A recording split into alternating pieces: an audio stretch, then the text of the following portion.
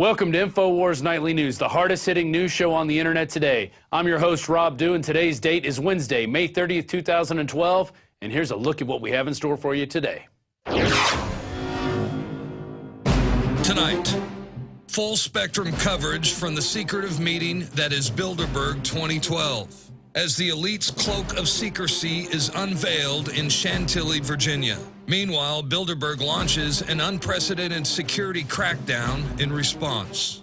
Then, another First Amendment right gets crushed, this time in Wisconsin, as a pastor is sentenced to 2 years in prison for saying it's okay to spank your children. Plus, Jonathan Corbett joins us via video Skype to discuss the expansion of the TSA, from airports to subways, trains, buses, the open road, and now even music festivals in Detroit. And if you don't like it, then don't leave the house. All that and more coming up next on the Infowars Nightly News.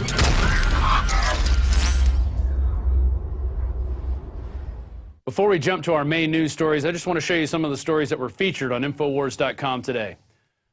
First off, EU tightens to address Euro crisis at Bilderberg. And this is from Paul Joseph Watson. Apparently, head of the European Council, Herman Van Rompuy, will be at this year's Bilderberg conference, and he's going to be meeting with the head of the European Central Bank to talk about how to handle the Euro crisis situation. So that should be interesting. They're going to be planning your lives under cover of darkness, essentially. Next up, Greens demand Bilderberg confab be made public. Green Congressional Party candidate Joseph Diaferia of New York is demanding that the Bilderberg conference be made public. And he said, this is a Rockefeller construct. It would be imprecise to call it an organization because although it has so-called regular attendees every year, and he mentions those, they have no offices and no specific location or headquarters, and they meet by invitation only. So, of course, he's finally woken up to the fact, and hopefully other people who are running for office have woken up to that fact, and they will demand that when these people meet on our soil, that their meetings be made public, because we have a right to know what's going on in our country, especially when our own elected officials are going to meet with these people. Also, the drone shot down over Texas video has gone viral. That was nice to know. It's got over 100,000 hits so far, so be sure you check that out and spread that around. It's got some great shots. Some great explosions, and be sure and check that out. Over 100,000 views already, so this one's going to be a big one. And finally, there is a video posted on our YouTube channel. Bilderberg has Alex Jones thrown out of Marriott Hotel, and this is the day before the official kickoff. Alex Jones and crew are officially kicked out of the hotel by the manager on the premises, stating that a renovation was underway. So, yes, they took their reservations, they did all that nice stuff, but then they went ahead and kicked him out anyway because they ran his name and decided, wow, we don't want Alex Jones here ruining our conference with the elites from around the world. We're going to go to that video real quick, and then we'll be right back with more news. Oh, these are the guys I want to talk to. Yeah. Hi. How you doing, Mr. Jones? Good. How you doing? How you doing? What's your name? My name's Sean Scott. I'm Alex Jones. Nice to meet you, Sergeant. Yeah, I met you last 4 years ago. Oh, cool. Yeah, you guys were real nice. Yeah, so. I thought I was actually in America for a while. Oh, watch out. We're going to go over here. You over here. Right now, management, want to go in with them as far as... Sure. And, yeah, it's their property. So if they don't want you on the property, that's their choice. Sure. Well, they haven't asked us to leave yet. Yeah, I know that. In fact, but they're going to be around. I just came here to greet you. Exactly. Thank you. No, that's why we came to you, because they've got private security grabbing reporters. I talked to one Guardian reporter this morning, grabbing them, getting in their face, and then saying, we just want you to know we're going to have machine guns. I respect your all's right. No, but I'm saying their people are masquerading as bonded local law enforcement and tell people, we just want you to know we've got machine guns. And so we want to let you guys know their little intimidation stuff obviously is illegal in what they're doing. They're breaking the Logan Act as well, but we are obviously nonviolent and are planning to peacefully cover this as a media event. And then, as soon as they tell us to leave, we'll go as well. Yeah, I respect that. And if you don't mind, just wait right here. I'll have someone from the management come here to do exactly that. What, have they already come out and they're told us? They're going to talk to you right now. So, but I just kind of got ahead of it. Okay. Okay, fantastic. Okay. Oh, so that's what was going on for 20 minutes, and they were just waiting for us to go. Well, like you said, you have a right until management says something. And like you said, I respect the head manager, Mr. What's his name? Ryan Seltz. Brian Stoltz told me I could go have one of those Lord Wellington hamburgers. There you go. So it's What time is it? We got to get on the radio at 12. It's 5 to. It's actually. It's 11. It's So why don't you change it to Eastern time? Now, where are you guys from? Chicago? I'm from Austin, Texas. He's from Brooklyn, and he's from Houston. Yeah. Austin's a nice town. I talk really fast for my from Texas. I was going to say. All I've had is some Starbucks coffee. So where's your radio show? It's syndicated. It's on over 100 stations. XM 166. Number one on the internet, too. You know the Drudge Report? DrudgeReport.com. They carry our stuff. And I've done a show with Jesse Mazzola, Conspiracy. Yeah. And I've done a bunch of other stuff. Well, we're here, ladies and gentlemen. Bilderberg didn't exist, the New York Times said just 4 years ago. Remember, they said I was here in this parking lot imagining Secret Service talking. Remember that? The New York Times thinks you're an idiot. They think we're all morons. Well, these guys are really scared. When I told Stoltz I was recording that conversation, he crapped his pants. yeah. You just hurry up and get out of here. I'm going to get a taco or something for it on here. This is going to be absolute gold. You know what? No, we don't. Go out to Main Street, make a right.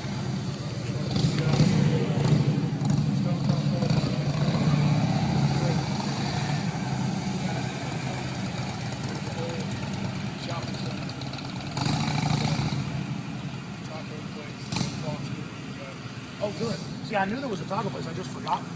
Because they had some plainclothes guys, I don't think it was Fairfax County, follow us last year. We started following them. They ran in the taco place and went to the bathroom. I mean, it's not like we bite or something, you know. Be rest assured that won't be me. Okay, no. And I can tell local police is their territory. Look at this inspection stickers out. No, it was. We found out it was Marines from diplomatic security. One of them was a colonel. He got like a 50-something-year-old colonel. He's coming to the hotel with a bar meeting. Hey, Alex, my friend, this is tackle sticker. And I'm like, oh, no, that's all right. I go, I've got to swear you a Marine. They don't kind of his face went up to the internet. And they got in trouble because I was taking the operator. There's one thing on the border. We all know their secret operations. Controlling all the goodies the banks bring in. Here we go. Still streaming. Is this Mr. Stoltz? Hi. Hey, Richard. How you doing, buddy? Good. How's it going? Pretty good. You are? I'm Alex Jones. Nice to meet you, sir. How can I help you? Well, we are guests at this hotel, and I just got into town, and they had told me that they were getting a room somewhere else. Unfortunately, the hotel is having some renovations done, so we don't have any. Oh. We don't have any rooms for you, and I believe Mr. Stoltz did tell you that. And being private property, the restaurant's not open today, and we don't have any rooms for you, so I'm going to have to ask you to leave. Okay, I'll go. Can I get my voucher for my room? The room has been taken care of for the first night over at. Okay, can I have a map for it, please? Sure, no problem. I'll be right back. Thank you. Can you please stop recording me? Well, I mean, this is a public commons. This is semi-public commons. Private property. Where are the signs we can't film? Because we'll leave if that's the case. But I need you to have me a courier deliver it over to my other place. This is private property. I don't understand why you're filming me and why you're taking pictures of the hotel. Well, we were guests that were leave. booked here, and you told us we are leaving, sir. You're not leaving. Yeah, we are. I'm going to get you your map. We will leave to the when you give us hotel. that, and we'll be out there bullhorning the Bilderberg group off your property the entire time. I won't be back on your property until 4 years later when you have it here again if America still exists. Okay.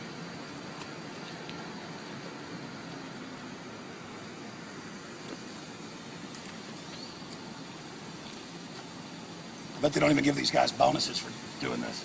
You just tell them you're going to, well, that's what they told me, they're going to fire them.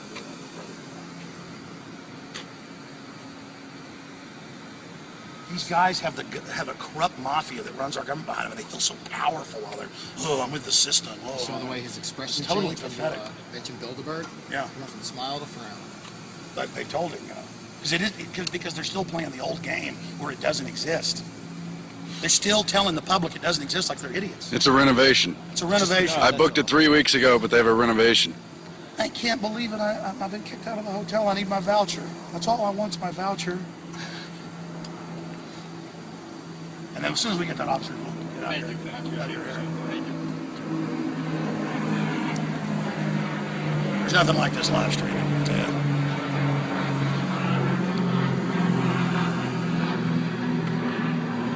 See, that's a key. We weren't in the building. We were in a public commons at a area that is advertised as if it's a greeting point. Inside, he could have made us turn it off immediately. Yep. Because there's no perception of privacy right here. Inside, we couldn't tape him.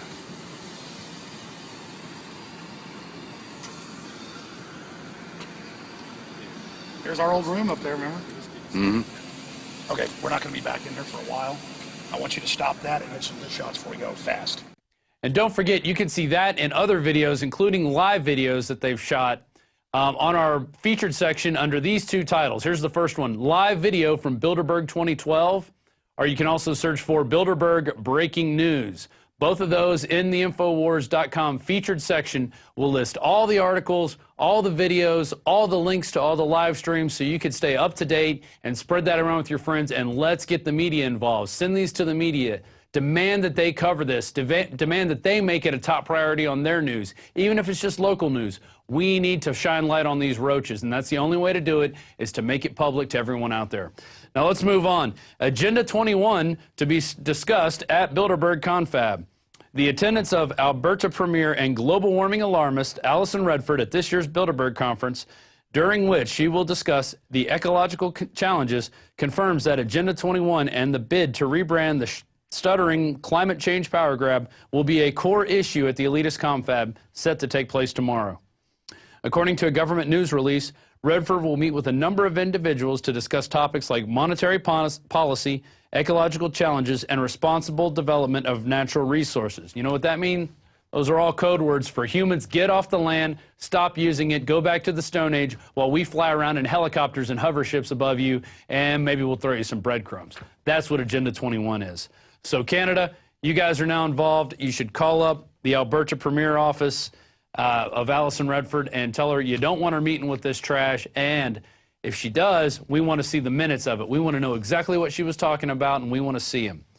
Next, Bilderberg launches unprecedented security crackdown. I've actually seen video of where they're already putting fences around the entire wooded area around the hotel area. As you drive in, it's got a wooded area around it before you get to the actual hotel grounds. Bilderberg has launched an unprecedented security crackdown on the eve of tomorrow's secretive confab of global power brokers, with guests at the Westfields Marriott and Washington Dulles Hotel being intimidated by talk of machine guns and high-tech surveillance. Surveying the scene at the hotel today, radio host Alex Jones described a chaotic picture with Bilderberg security, including a particularly vocal Swedish woman stomping around the building announcing that machine gun nests were being set up in anticipation of a deluge of protesters arriving over the next few days. So we just showed you that video of Alex being asked to leave, and this is ridiculous. You know, threatening people who are obviously peaceful protesters with machine gun nests? I mean, where are we living? East Germany? Obviously so. So that, you know what that means? We need more people there. We need 10,000 people there. We need 20,000 people there. We need to make this a giant event to show the people out there, the sleeping giant that is America, that we know what's going on, and that there is a shadow elite group of power brokers out there who is discussing things behind the scenes, and we need to be made aware of what's going on. Now moving on to some other news. This is out of The Independent. Israel hints it may be behind the Flame supervirus targeting Iran. And that's a big surprise because we already know they were partially behind the Stuxnet. A top Israeli minister fed speculation that the Jewish state could be responsible for a powerful new virus said to have been used in a fresh attack on computers in Iran and elsewhere in the Middle East. That's right, it includes Palestine, Sudan, Syria, Lebanon, Saudi Arabia, and Egypt, in addition to Iran. Moshe Yaalon, Israel's vice prime minister and strategic affairs minister, told the country's Army radio, anyone who sees the Iranian threat as a significant threat is responsible, that he or she will take various steps, including these, to harm it. So he's basically saying, yeah, we did it, and well, if it gets out anywhere else, that's not really our problem. you know, they're just protecting their interests, or so they say. But in the meantime, this could cause untold problems for Iran, and they may retaliate, which would then cause Israel to retaliate. And basically, this is just more provoking, more poking the stick at the bear and seeing if they'll do anything in return. So far, Iran has yet to retaliate on that. Moving on to a weird story out of Wisconsin. Pastor sentenced to 2 years in prison for teaching that parents should spank their children. Oh, man, this is crazy. A minister named Philip Caminetti was sentenced to 2 years in prison for simply teaching that parents should spank their children when they misbehave. He was quoting a Bible verse, Proverbs 13:24, and after prison, he's going to be on extended supervision for 6 years, and despite objections on constitutional grounds from his lawyers, this man wasn't even spanking children. He was just saying, hey, if your child gets out of line, you should spank them, okay? Because that's why we have kids running around here in this country who aren't well behaved, who are delinquents, and doing all kinds of crazy stuff because their parents didn't raise them right, okay? Probably because they didn't spank them because they were told spanking was bad. Yeah, well, that's a big First Amendment issue. I feel really bad for this judge, Marianne Sumi, who was absolutely horrified that someone should spank their kids when they misbehave. I mean, it's just ridiculous. But just a sign of the times of where we're going. Moving back abroad, West Hula's Syria narrative crumbles, expels diplomats anyway, and this is from Todi Cartalucci. And it basically shows two contradicting reports. The UN said that most of the 108 victims of the massacre in Hula last week were shot at close range, and that their arms were bound, and there were women, children, and entire families were gunned down in their own homes. Well, that's a complete opposite of what the UK Foreign Minister Alastair Burt was saying. He was saying, we're appalled at what appears to be credible reports that the Syrian regime is responsible for the deaths of 92 civilians in Hula. And he was saying that artillery, tank shells were being used. And if that's the case, it's a pure act of naked savagery, and we condemn it. And they started kicking out the foreign minister from Syria out of the UK office. And but then the UN's obviously has a different report, and actually when photos came out, you could see that people's arms were being bound. There was no way that this was shelling done from a faraway location. These people were gunned down at close range. But instead of looking at the actual credible report, they're going off a report that they got from some unknown person and using that as a premise to kick out the Syrian foreign minister. We're appalled at what appears to be credible reports that the Syrian regime has been responsible for the deaths of 92 civilians in Hula, including 32 children. The UN head of mission has been able to confirm the numbers and also that artillery tank shells have been used. If this is the case, then it's an act of pure naked savagery, and we condemn it in the strongest possible terms. So clearly nobody was actually making attempts to follow up on these reports and make sure that they were credible, but it's just another indication that any reason NATO can use to go after Syria and start the next theater of war there, just like we did in Lebanon, just like we did in Egypt and then Libya. Now we're going to go into Syria and then Iran. And then, you know, it's World War III. Wow. Finally tonight, Poland beekeepers kick Monsanto out of the hive, successfully banned bee-killing GM corn. A significant health freedom victory has taken place in the European nation of Poland, where all plantings of Monsanto's MON 810, a genetically modified variety of maize that produces its own Bt insecticide in every kernel, has been officially banned. The decision comes after thousands of protesters recently took to the streets, good job, Poles, and a demonstration of the undeniable fact that both MON 810 and the chemicals cause colony collapse disorder, a worldwide phenomenon in which entire swarms of honeybees disappear or turn up dead. And a lot of this has been based on the independent research of Pennsylvania beekeeper John McDonald, who had his research taken up and burned because Monsanto didn't like it. They don't want anybody talking about any of their products in a bad light at all. And this really makes me happy that the Poles kicked these guys out, and this on a day when the president referred to a Nazi death camp as a Polish death camp today. Good job, Obama. And finally, our quote of the day comes from Joan of Arc, and she said, I am not afraid. I was born to do this. And what was she born to do? Well, she was born to kick the English out of her country. And this is back in the 1400s. I'm going to go over some quick facts here on Joan of Arc. She was born in 1412, and then about the age of 13, she started hearing the voices of St. Michael, the Archangel, St. Catherine, and St. Margaret, who told her she needed to basically help get the English out of France and that she must lead Charles the Seventh on his coronation. So she journeys up into France from her. She was on the eastern side of France. She journeys into the capital to help lead the armies. At 17, she is asked to lead the armies. She helps lift the siege of Orleans in 1429. Then, which she earned the name the Maid of Orleans. And then she won her greatest military victory at Patay in June 18th of 1429. She annihilated English forces, killing over 2,000 while suffering almost no losses.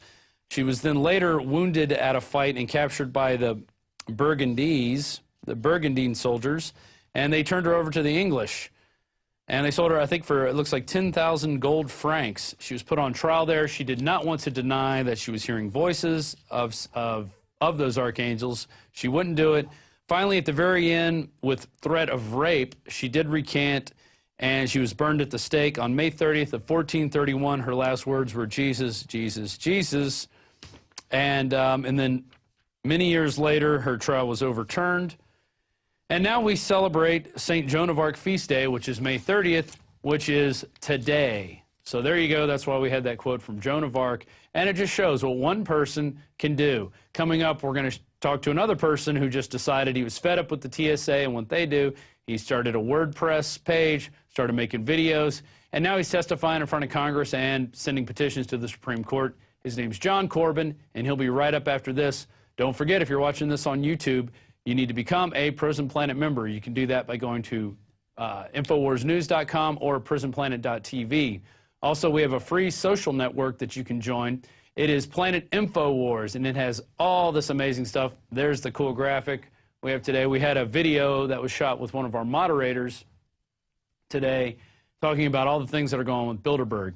So get out there, get involved, become a member of Planet Infowars, become a member of PrisonPlanet.tv, and let's help take it to the next level. We're already getting there with your help, and we sure do appreciate it.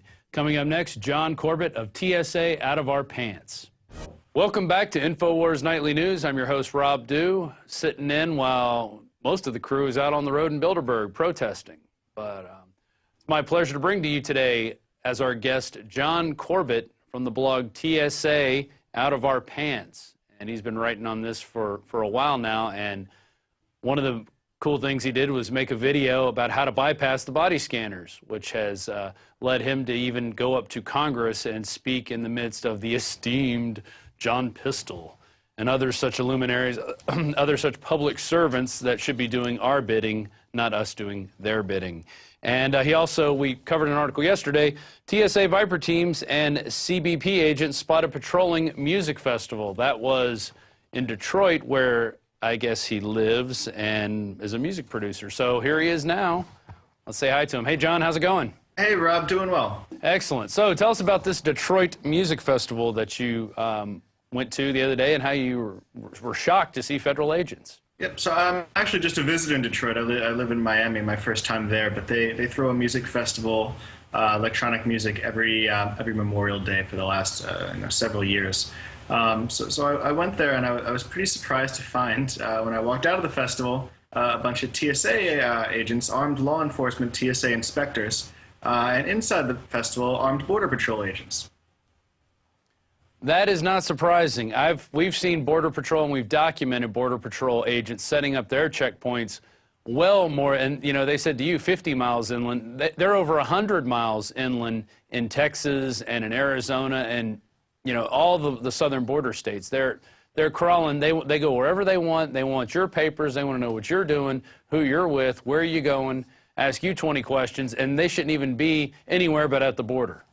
Correct. The music festival wasn't far from the border at all. But the question is, what kind of border-related activity is going on inside a music festival? And the answer is, of course, none. But these agents seem to think that they have the authority, and perhaps they do, perhaps they don't, to go wherever they want and to question whoever they want. And so you questioned a couple of the border agents, asking them why they were there. What did they say to you? That's correct. So they basically told me that they're within 50 miles of the border, so they can patrol wherever they want. That they enforce both state and federal law, and that basically if you don't like it, too bad.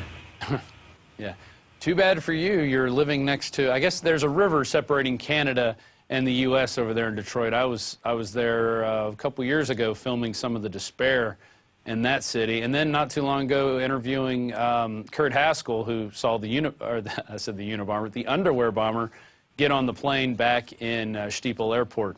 Right. Let's go to the TSA, which is the reason now why we have them everywhere, is because of the underwear bomber. You also saw TSA agents, including some of them that were armed, which is pretty new. I didn't know they were allowed to be armed. So did you encounter them? Did you talk to them? What happened? Correct. So most TSA screeners are not permitted to be armed. They're not law enforcement officers, the kind that you see in the airport with the blue uniform. They're not police. They don't carry guns. But the TSA is allowed to train and to have law enforcement officers, that they call TSA inspectors. And these men essentially wander around carrying firearms. And ostensibly tell me that they were looking at the train tracks that are by the festival. But again, that's the rub, is that the Transportation Security Administration says they can do anything transportation related. But where is there not something transportation related? And same with Border Patrol. They say they can patrol within 100 miles of the border. But nearly every major city in the U.S. is within 100 miles of the border, including the entire state of Florida. So it's essentially just kind of another way of getting around things by creating ridiculous exceptions that apply as the rule. Sure, walking can be transportation. Your feet are transportation devices. Your shoes are transportation implements. So maybe we need the TSA sniffing our shoes to see if we have any bomb parts or other such incendiary devices in them. I think it's crazy. Did you talk to anybody with this Detroit Music Festival? Did they know that they were going to have these types of guys there, and did they have their own private security there on hand? They had their own private security, and there were local police there as well. I think the idea is that the festival is held on park grounds, and the city of Detroit, being in its current state, basically takes all the help it can get. So they essentially give the TSA or the Customs or whatever federal agents want to come free reign over the city to go wherever they want. That doesn't mean that this has to be that way. So I am definitely contacting the festival organizers and seeing what we can do to prevent this from happening next year. Just like any other kind of private property or private event, the event organizers should be able to exclude whoever they want, absent any kind of law enforcement emergency. And I think they need to do so. I don't think that a bunch of federal agents is what people want when they're having a good time. No, we see enough of those guys at the airport digging through our luggage and asking us a bunch of questions and treating us like criminals. So I don't think we need them at our music festivals. I was at a festival this weekend as well, and we didn't have any cops. There was 2 sheriff's deputies on the outside of the gate. Never saw them inside. Never saw any uniformed police officer other than what they call rangers walking around, and they basically just are there to help conflict resolution and provide first aid and directions if you need them. And that's what it should be, because it's called personal responsibility, and that's the code that we should be living by in order to change the way we live now, which is this idea that the government has to carry us around on their back and cradle us from cradle to grave. Yeah, absolutely. So let's move on. You actually went to D.C. When was that, last week? Correct. I was in D.C. last Monday and Tuesday. Okay. And you actually attended the TSA's Aviation Security Advisory Committee's public meeting. Did they strip search you on the way in? No, the only thing reminiscent of the actual TSA is they had those little mats with the feet drawn on them so that you could stand on them when they pat you down. But they had private security guards. They had the little handheld metal detection wands, which the TSA has gotten rid of in favor of the pat downs. So it was a highly secure building, I would say, but none of the stuff they subject us to at the airports to get in. Right. And so what happened during your presentation? Who was there? Who was in attendance? And what actually did you present? So I actually had three things to do in D.C. The first was the TSA's Aviation Security Advisory Committee meeting, which was on TSA headquarters, and now for the first time actually consists solely of industry representatives of industry stakeholders such as airlines and pilots associations and so forth.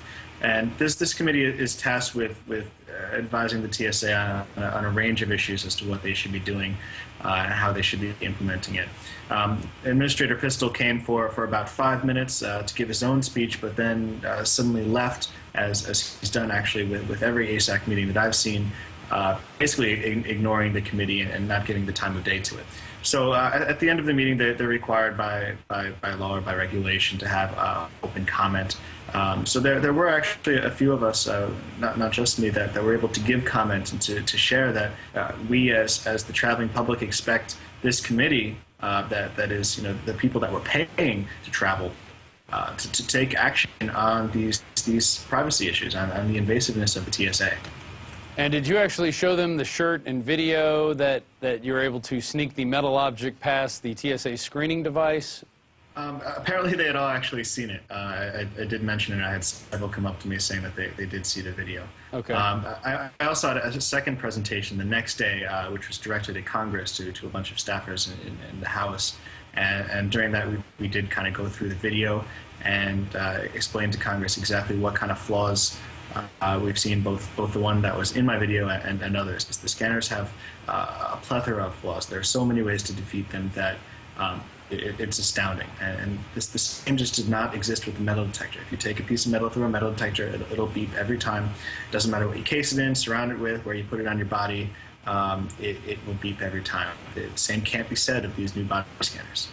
Right, but then that doesn't, but then it won't catch those bombs that are sewn into the breasts or the stomach of all these terrorists that are just waiting to come kill us through the airline industry.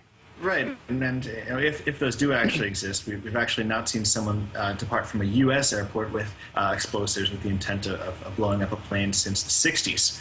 But if these people do exist, there are other ways to catch them. Number one on the list is bomb-sniffing dogs. Number two are trace detection machines, either the little swab things that they have now or those puffer machines that they used to have that they got rid of because they were poorly manufactured and started to break. The bottom line is if you have a bomb in your underwear, you have a whole bunch of trace residue all over your body, and that can be detected, and it doesn't require a machine that takes your clothes off. Exactly. And dogs don't cost nearly as much as these TSA machines or having all those TSA screeners yelling at you. In fact, I think someone did a study, and I think one dog could replace all those machines in there and screen people in half the time. So, absolutely not. I mean, if you can imagine a line full of 100 people and a dog passing by, how long it would take the dog to walk by 100 people, it would be several seconds. Yeah. Compared to these body scanners that take about 15 seconds if there's no anomaly, but 40% of the time they need to pat you down anyway. So that's why in a lot of airports you'll see that they're still using the metal detectors for most people. And roughly, depending on the airport, maybe 10 to 50% of people end up going through the body scanners, even if they're fully equipped with them. They just take so long that they aren't an effective solution. Yeah, I actually shot video myself of this. Every time I go to the airport, I always stop and check my watch for about 35 to 45 seconds while I'm filming. And, I've on many occasions have witnessed people coming out of the scanners, and then they get patted down, and it happens just about every time I've flown. And once they, it doesn't matter. You've gone through the scanner. Here, now I'm going to fill you up. And they'd give them just as much of a pat down as you get if you were not going to go through the scanner. So it's a big lie that they tell you that those pat downs are going to go away with the scanners. Right. So one of the things that we can all do to try and limit the amount of body scanners they can do is to opt out in the first place. If you're going to have a 40% chance they're going to touch you anyway, you might as well just go up and say, I opt out, and they'll pat you down. These full pat downs that they do take, by the time they actually move you and explain the process and so forth, about 3 to 5 minutes, which isn't enough to cause you to miss your flight, but it's enough to make it so that the TSA can't continue to do it. The TSA has approximately 7 to 10 seconds to screen every passenger in order for there to not be a delay and not to be a backup. So if even 3, 4, 5% of passengers asked to opt out, essentially the machines would have to be stopped using. They'd have to stop using all the machines. They'd have to stop the pat-downs, and they'd have to go back to the metal detectors. That would be great. I can't wait for that. And also, you put a petition into the Supreme Court. Let's tell us about that, and tell us about the weird requirements that they made you go through in order to get that petition submitted. That's correct. So I sued the TSA about a year and a half ago when these body scanners were moved to primary in November of 2010. And so far, courts have refused to hear it because there's a law that essentially says that anything the TSA orders needs to be appealed in the courts of appeals and can't be subject to a district court trial. District court is the trial court that has all the juries, discovery, and witness stands, and all that kind of stuff. So essentially, the law would be forcing me to go into an appeals court where I'd have no right to a trial by jury, where I'd have no right to discovery, to gather and present evidence, or present witnesses, essentially limiting due process. So I'm challenging the constitutionality of that, and that went up to the Supreme Court. I filed that on Tuesday. And the following requirements for the Supreme Court are actually pretty interesting. It seems random and arbitrary. To start, the paper that you use has to be 6 1/8 inch by 9 1/4 inches, so no 8.5 by 11 paper. It has to be bound in a booklet. They specify the exact font you're supposed to use, the margins, the space between the lines, and even the thickness of the paper. I have to use exactly 60-pound paper in order for it to pass their inspection. And then when I got to the courthouse to drop off the documents, they actually have an interesting method of dropping them off, which is you go out to the back of the courthouse to the security guard stand, which will hand you a garbage bag, and you place your documents in the garbage bag and just leave it there. I guess the idea is that since they require so many copies of everything, 40 copies in fact, people come up with giant boxes of paper, and I guess there's some kind of security risk there, so they screen them out back in garbage bags beforehand. But it just kind of seemed like a bad symbol for justice to place documents in the garbage bag and leave them back. Here's your garbage bag, kid. Don't worry, we're going to take care of it. Trust us. Yeah. Really makes you feel like it's the people's court and not the corporation's court and the corporate court that I think it's now become. It is interesting, but luckily today I was notified by the Supreme Court that they did scan the garbage bag and I guess opened it up and accepted the petition, so we're now on the docket. Interesting. And do you know when you're going to hear anything on that? Well, the TSA or the government, the Solicitor General, and the Attorney General's office will have a chance to respond. And this is essentially just a petition to ask the court to hear it. So that the court, based on my petition and their response, is going to decide whether or not they should actually look at the case. And if they do, which they do for about 3% of cases, so the odds aren't so good, then there'll be more briefing, there'll be oral arguments, and it'll be a big thing. Wow. Well, let's hope they decide to take it, and let's hope we can get the TSA out of our pants, like it says in your blog. One man fighting the TSA is John Corbett. Thank you for joining us today. Thanks, Rob. All right.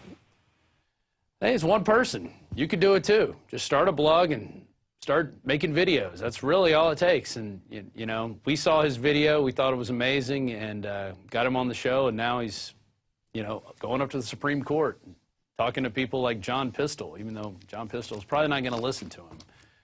That's all the show we have today. If you want more info, check it out at Infowars.com. Check out our Bilderberg link. We've got plenty of live stuff on there. Become a member of Planet Infowars. That's our new social network. It's in beta right now, but we've got a whole Bilderberg group in there going. It's Bilderberg for the rest of the week and into next week. So keep watching, keep checking out the site. Check out the new drones shot down over America. It's either drone shot down over America or drone shot down over Texas. It's become viral. And we will see you tomorrow night. Mike Adams will be hosting the Infowars Nightly News, and we will see you next time.